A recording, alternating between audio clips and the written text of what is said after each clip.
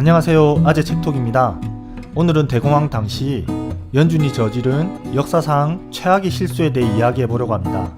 연준은 왜 대공황이라는 엄청난 디플레 상황에서 돈을 풀기는커녕 강력한 긴축 정책을 펼쳐서 미국 경제를 말아먹었을까요?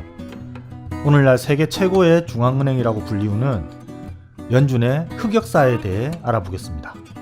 이번 시간에도 벤 버냉키 연방준비제도와 금융위기를 말하다의 내용을 토대로 이야기를 이어가 보겠습니다. 앞에서 본 다우지수 차트랑 좀 다르죠?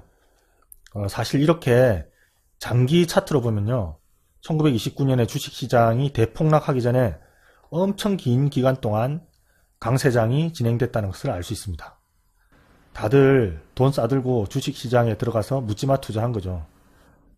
광란의 20년대입니다. 정책 결정권자들은 당연히 굉장히 불안하게 봤을 겁니다. 정말 미친 거품이다, 이렇게 봤겠죠. 당시에 연준은 주식 투기를 중단시켜야 한다고 생각했습니다. 긴축을 해야 된다는 거죠. 연준의 그러한 태도는 대공황을 엄청나게 악화시킨 중대한 이유가 되었습니다. 그 당시에 굉장히 유행하던 경제 이론이 있었는데요. 바로 청산 이론이라는 것입니다. 청산 이론은 1920년대가 지나치게 호시절이었다고 보고 조정을 받아야 한다고 봤습니다.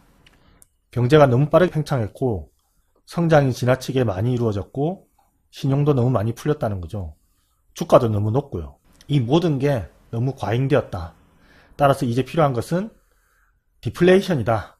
즉 경제에 축적된 과잉을 짜내는 것이다 라는 거죠.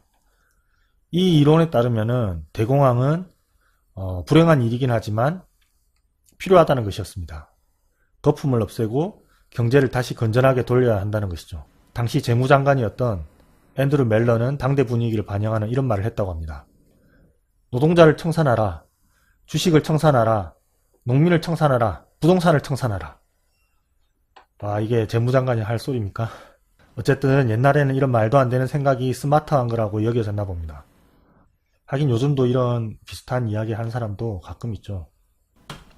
자, 대공황이 일어났습니다. 주가가 박살나고 물건이 안 팔리고 실업자 천지고 사람들이 굶고 있습니다. 은행들이 막 도산했고요. 경제가 망했어요. 중앙은행은 뭘 해야 할까요? 여러분들은 이런 질문을 받으시면 대부분 이렇게 답하시겠죠. 당연히 돈 풀어야지. 금리 낮추고 재정 지출 늘리고 경기 부양해야지. 그런데 당시 연준은 거꾸로 갔습니다. 거꾸로 간 정도가 아니라 반대 방향으로 악셀을 꽉 밟아버렸습니다. 금리를 올리고 긴축 정책을 했습니다. 연준은 청산 이론에 경도되어서 주식 거품을 꺼뜨려야 한다고 생각했고요.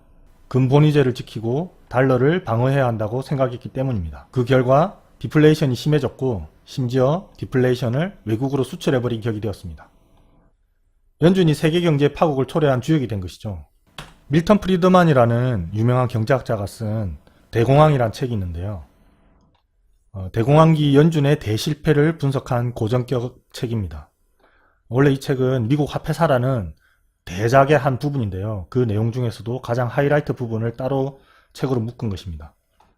아주 어려운 책이라서 저도 절반 정도밖에 이해를 못하겠더라고요.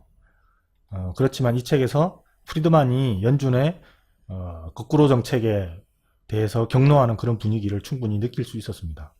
중앙은행이 대공황을 막거나 완화하기는커녕 오히려 심화시켰다는 것이죠. 이 책에 보면 은행들이 막 수천 개씩 부도가 나고 있는데도 연준은 계속 헛발질을 하고요.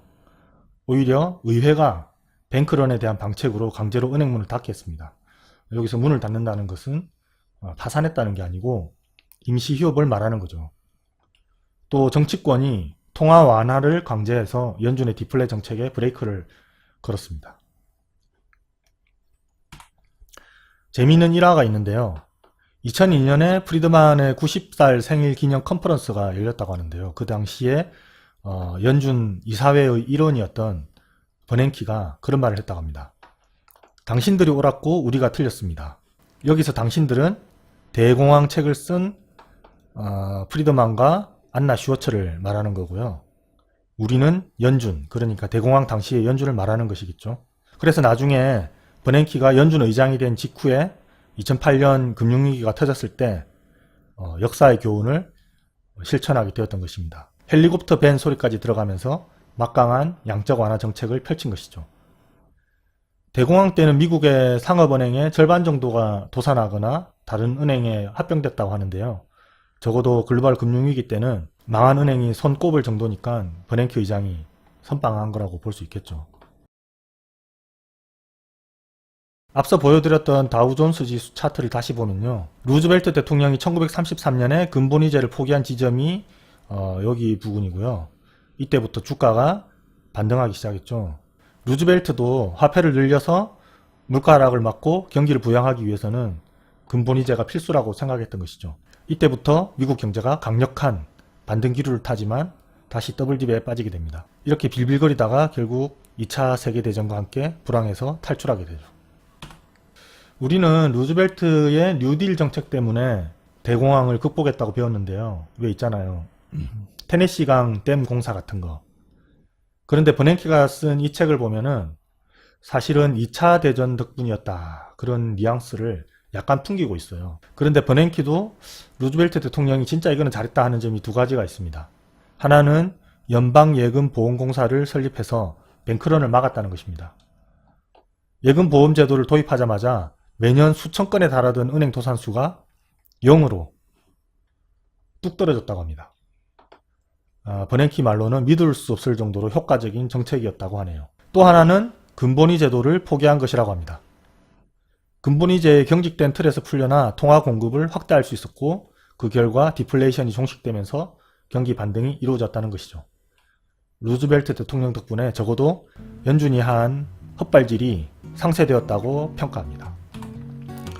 오늘은 대공황에 대해서 그리고 대공황 시기의 연준의 정책 실패에 대해서 이야기해 보았습니다. 도움이 되셨다면 좋아요, 구독 부탁드리겠습니다. 다음에 또 재미있고 유익한 책 이야기로 찾아뵙겠습니다. 감사합니다. 아재 책톡이었습니다.